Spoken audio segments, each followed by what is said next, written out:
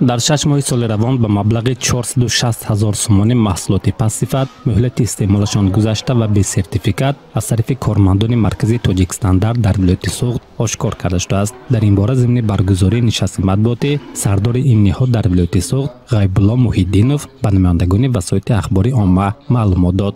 زیاده از 291 کیلوگرم محصولات قندی، 1990 کیلوگرم روغن رستنی، 142 لیتر نوشابه تشنیشکان، 1400 لیتر مشروبات اسپریتی، 390 عدد فروزانک‌های کم مصرف، 28196 لیتر محصولات نفتی، 1243 لیتر روغن مولدی، 430 لیتر آنتیفریز، 2220 عدد بازیچه‌های تولید 800 کیلوگرم محصولات کشاورزی و دیگر نمود محصولات‌های پس‌صفت مهلت استعمالشان گذشته و به سرتیفیکات مطابقت آشکار کرده شد.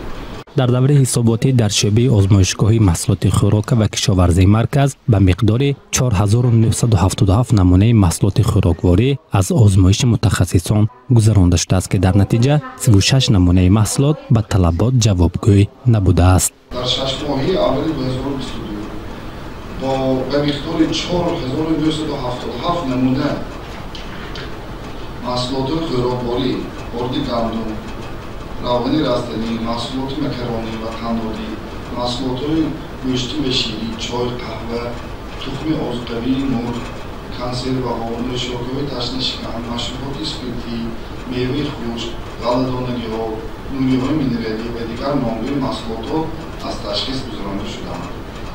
از مقدار عمومی محصولات تشخیص شده 36 نمونه محصولات به طلبات حجت‌های معیاری و رگلامت‌های تکنیکی جمهوری تاجیکستان نامطابق دانسته شد.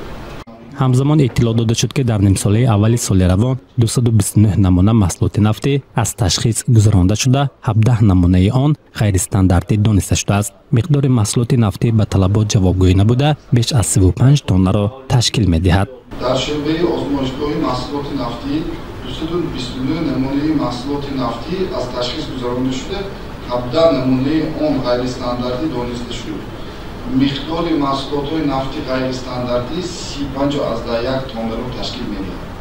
ضمن گذراندن سنجش در 92 سوبیکت‌های خوجگیدار در 17 عدد کارخانه‌ها قانون ویرانکنی وابسته به رعایت نکردن طلبات آشکار گشته، نسبت آنها پرونده‌های حقوق ویرانکنی ترتیب داده شده به مبلغ 23168 سومانی جریمه بندی کرده شده است. گزارش افضل بوسلیف، روشن طاهرов، آزیا.